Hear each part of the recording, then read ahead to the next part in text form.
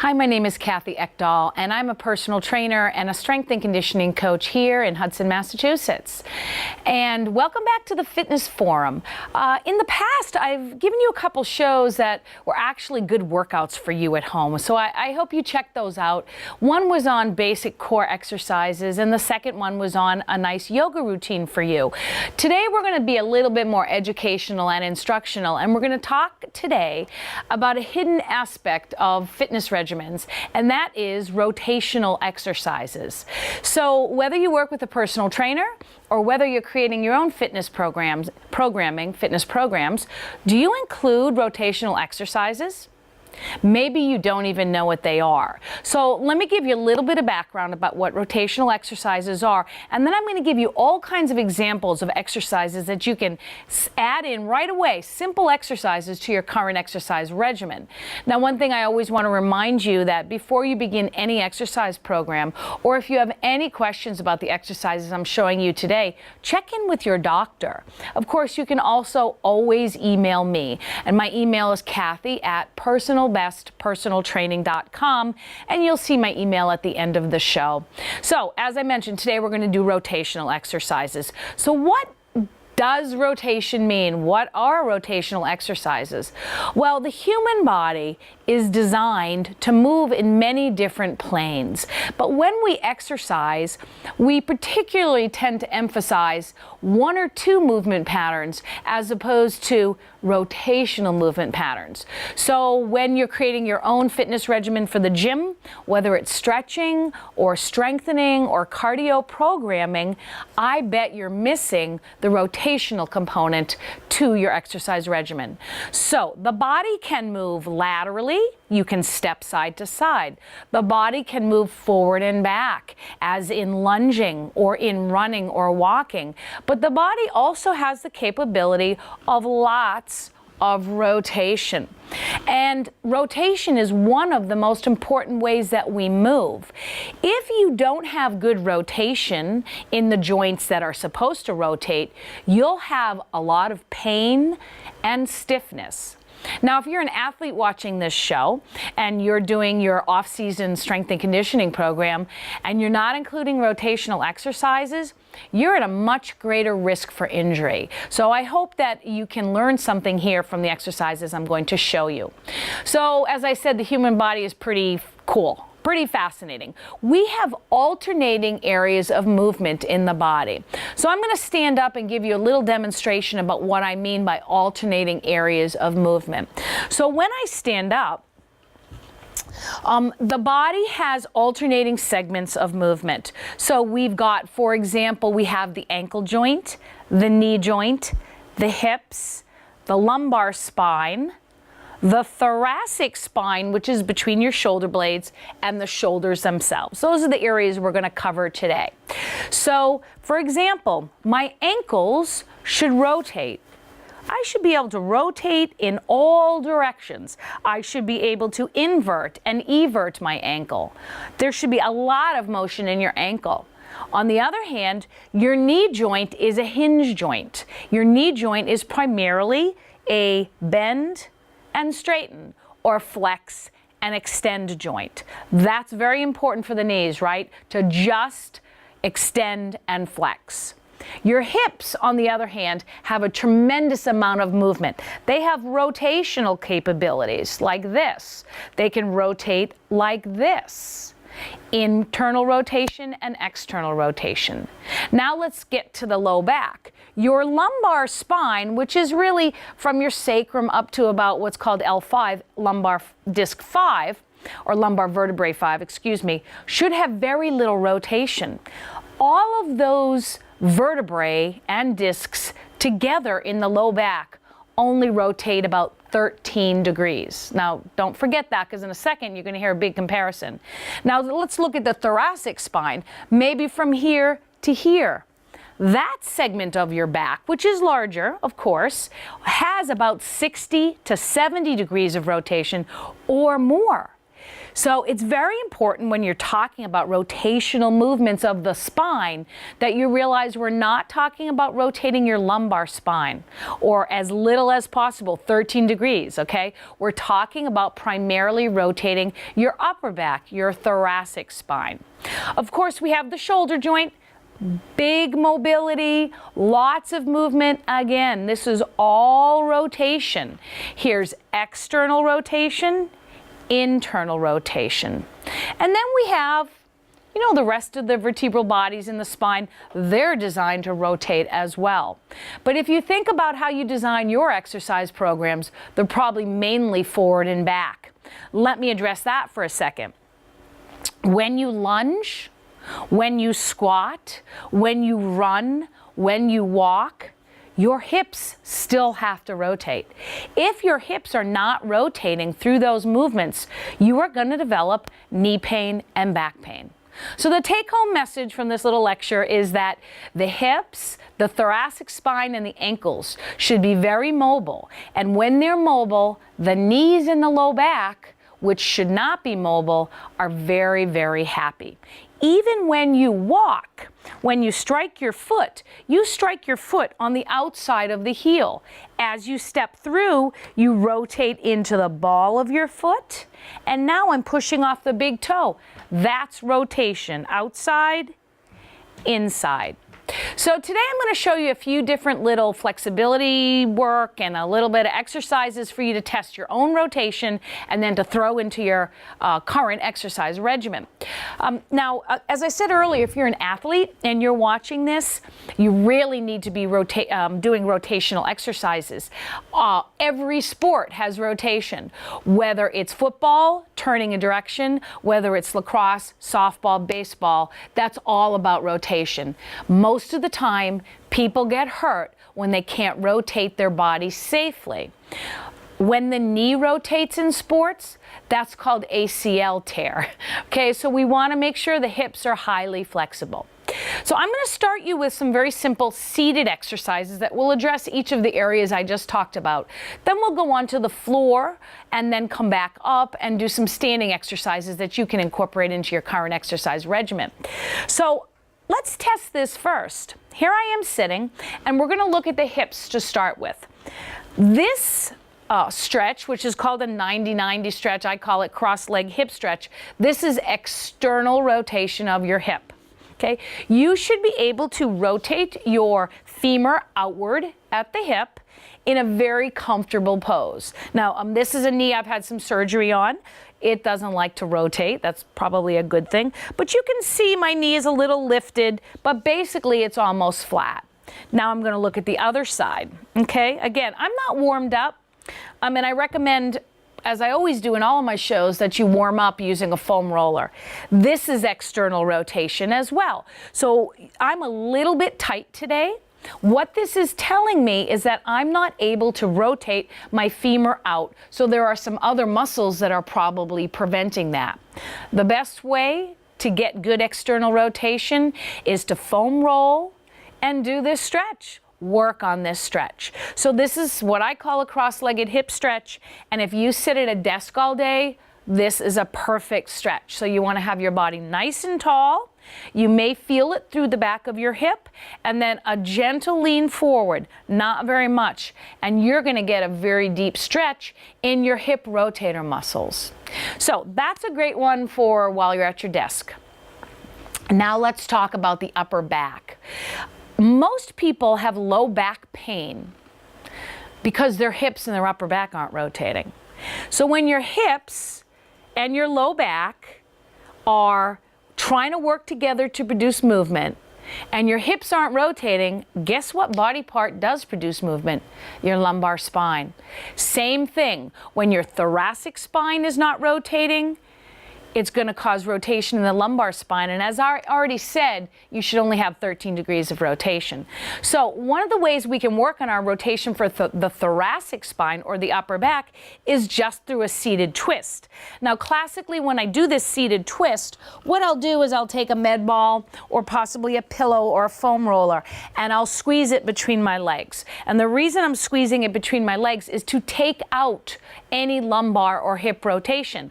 I want to isolate just my upper back. So if you're at work, you're not going to throw something between your knees, right? But if you're at home, you can throw something between your knees and then just rotate your body back. So I'm twisting the upper back, and my shoulder is almost all the way behind me. And now I'm going to go to the other side. And again, my shoulder is almost directly behind me. That's normal rotation. So I'm curious, if you're trying it at home, how does that go for you? Maybe you only rotate a little bit and you feel stuck. Okay, a lot of times that's just tightness. And in the scope of this show, we can't discuss why, but you really should be able to rotate very far back. Now, the shoulders and the thoracic spine, actually, both of them lose rotation when the front of the body becomes very tight. So if you open up the front of your body through some chest stretches, you're going to have better rotation through thoracic extension. But let's talk about the shoulders for a second. One of the best exercises to open up and start to work on rotation of the shoulders, like this, is called no money. All right? And if you're really tight through the front of the chest, this is wonderful to open up the chest. And guess what? I'm working my rotator cuff, okay? If I took this same exercise and lied on my side with a dumbbell, I would be working the rotator cuff in rotation, hence the rotator cuff.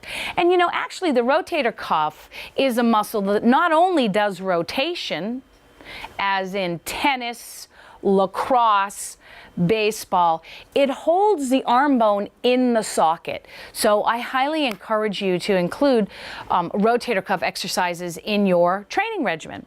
So we talked a little bit, very briefly, about some seated rotational things that you can do. I want to show you some lying ones as well. Before we move to the floor, just one quick thing. I will often use this green tube to strengthen my rotator cuff. And if I keep my elbows in at my side and pull out, not only am I improving the rotation at my shoulders, but I am strengthening the rotator cuff. So I think that's a really nice exercise for you. All right, I'm going to move down onto the floor and show you some really basic movements for rotation on the floor. So, before you try to rotate through the thoracic spine on the floor, I like you to kind of work out the kinks in the whole spine anyway. So I'm going to come down onto all fours here. The first thing you're going to do is just a few what's called cat and cow. So in cat and cow, the head is in neutral to start with. You exhale, tuck your hips under. Okay, so now I'm rounding my spine. But even more importantly, inhale and get into this extension, okay? This is a very important part of back health, is this extension, okay? Extension is better for your discs than flexion, okay? So make sure that you can extend your spine before you begin to rotate it. So now let's go into a rotational exercise. So given that you can extend your spine, this is one of my favorites. This is called thoracic rotation, or all fours torso turns is what I call it. You're going to put one hand behind your head. You're going to rotate your elbow down, and then you're going to lift up. And I think you can see with the camera, what I'm really doing is I am rotating through my upper back. I am not rotating through my whole spine.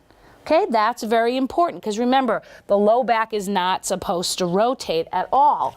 Now, if you're a golfer, one of the biggest things that happens to people is they get very tight through the upper back. And then when they're swinging a golf club, they're rotating their lumbar spine. So if you have back pain on the golf course, you might really consider that either your upper back or your hips can't rotate. So that's all fours torso turns or thoracic rotation and extension. And of course you do both sides. I would do that maybe like 5 or 6 times a side before I start my exercise regimen. Another version of that exercise is a lying exercise. So here I'm going to lay down on my back, and this is really just a wonderful yoga pose anyway. So this is lying side twist. If you're the kind of person who sits a lot all day, this will undo your posture and undo your unhealthy posture anyway. And it's a little more relaxing than the seated twist, but all I'm going to do is rotate my knees to one side. Now, most of the time when people do this, they think they're rotating their back and their hips, but really what we're rotating is the thoracic spine, the upper back. All right, so you don't want to ever force this. It's kind of gentle.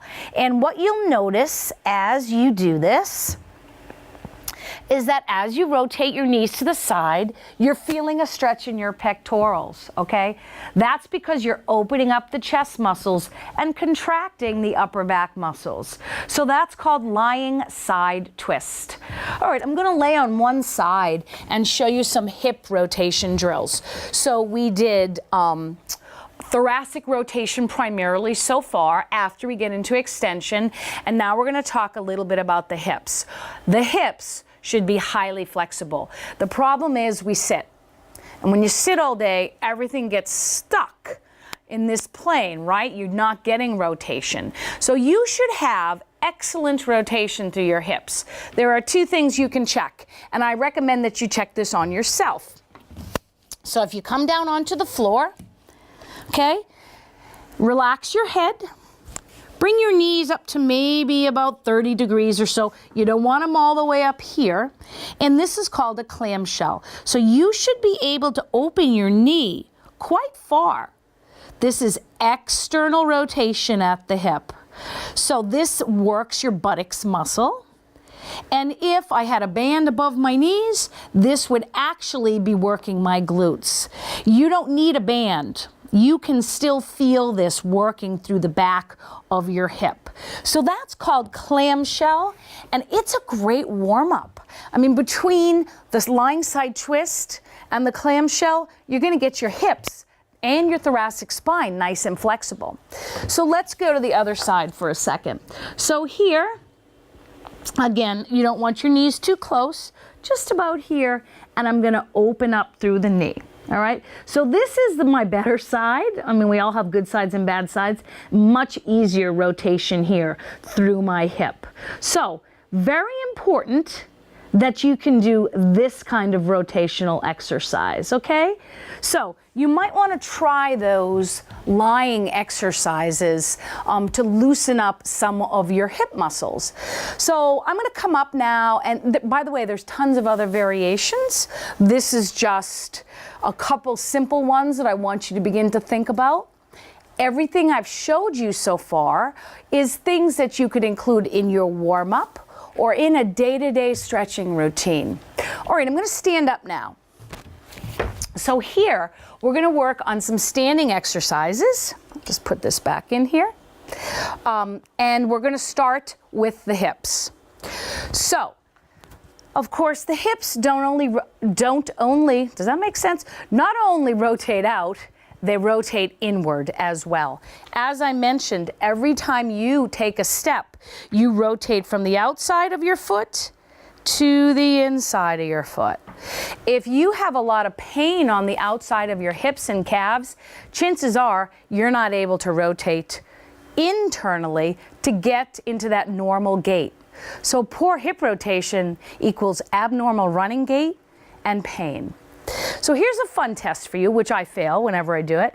I don't have good hip internal rotation. You should be able to turn your foot almost all the way in towards the other foot with your hips straight ahead. Of course, it looks great if my hips turn this way, but it should be facing forward. Okay? Try that. You can see mine is pretty bad. I'm the kind of person that stands on the outside of my feet, and so I've shut off a lot of my hip internal rotation. So why is that so bad? Well, anytime you're trying to do something athletically, let's say you're trying to throw, I am rotating. If I don't have good internal rotation, you're going to hurt yourself in softball, in lacrosse, in baseball. And the area that typically people will hurt is their shoulders. Okay, so remember, hip rotation eventually helps the shoulders as well. So this little drill where I just turn my foot in, it's a great drill for you to try. Remember, you should ask your physician before you try any of these, okay? We've got to make sure that the hips can do it. We would never want our knee to rotate in alone. It's got to be from here. So here's a nice little drill you can try. This is called a crossbody reach or an anterior medial reach. And here I'm going to stand with my toes aligned with the heels on the other foot. And oftentimes I will do this prior to running or prior to lifting. And I'm going to take my arm that's on the back foot and I'm going to rotate. Okay, in order for me to get here, you can see I'm rotating through my hip. I'm not rotating through my knee. I am rotating through my shin a little bit, okay? So again, I'm going to rotate and come back up. Now, you want to keep the heel down on the back of the foot. Otherwise, you're not going to get the kind of work I want you to get. This is stretching your calf muscle. It's great before running. And you should see the femur rotate in. Okay, now you don't want to put too much stress here. Okay, I just had a little too much stress there. So here, same thing on the other side. My hip is rotating, okay? And my shin is rotating a little bit.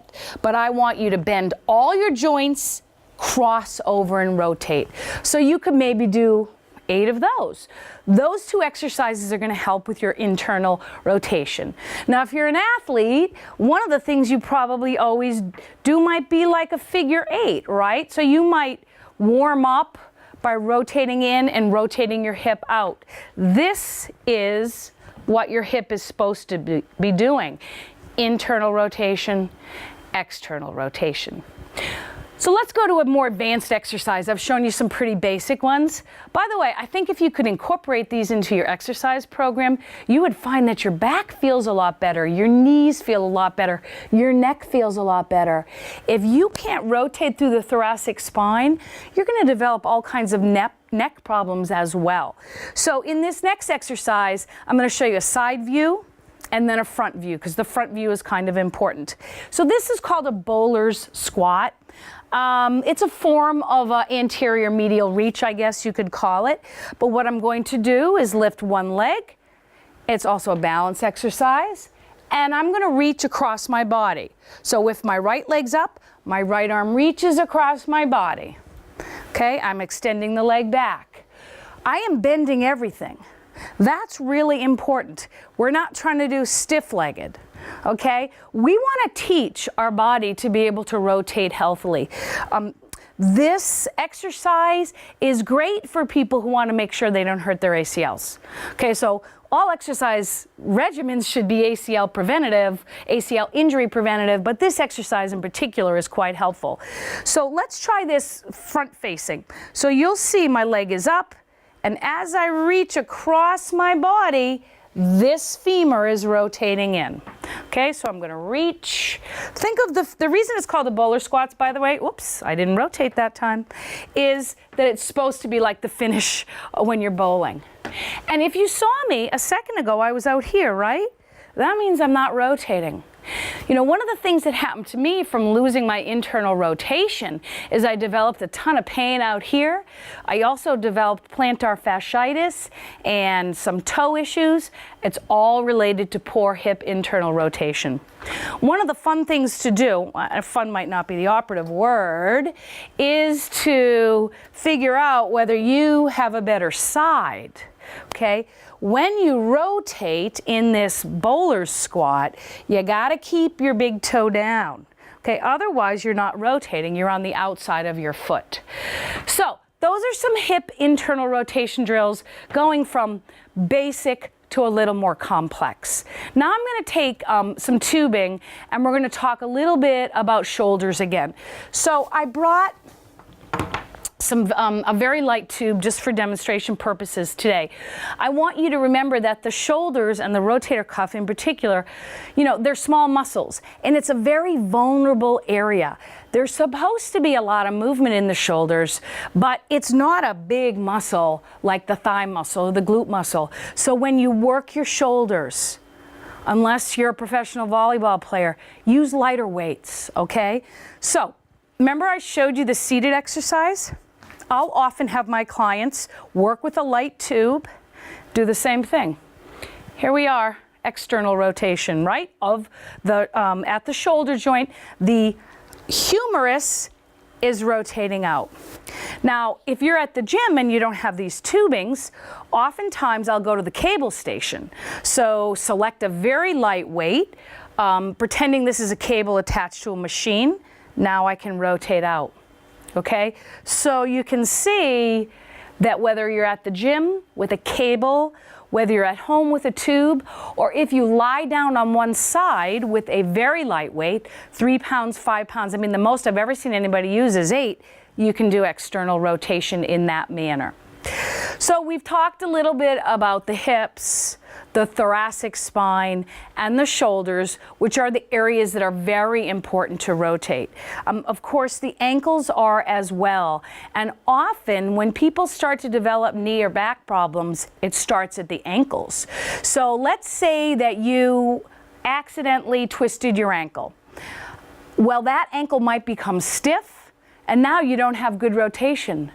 So what's the next part up that tries to rotate? Your knee. So let's say you twist your ankle, but you've got terrible hip rotation. Your knee is at a lot of risk for injury, so you got to watch that. So the last thing I wanted to talk about before we close is medicine balls. And medicine balls are wonderful for rotational exercises. And again, if you're an athlete, whatever kind of athlete, getting your hips to rotate is very important. So this is a very light medicine ball, but a lot of times if you have a wall, a cement wall, you can throw. Do you see how my hip is rotating? Okay, so when I rotate, this is internally rotating, this is externally rotating, okay? If I am a golfer, sometimes I'll work against a ball. I promise I won't throw this at you. Like that, okay? So you can work on a little bit of thoracic rotation and then let it loose. It's important that you do both sides. So even if you're a righty, you still want to do left rotation. Or here,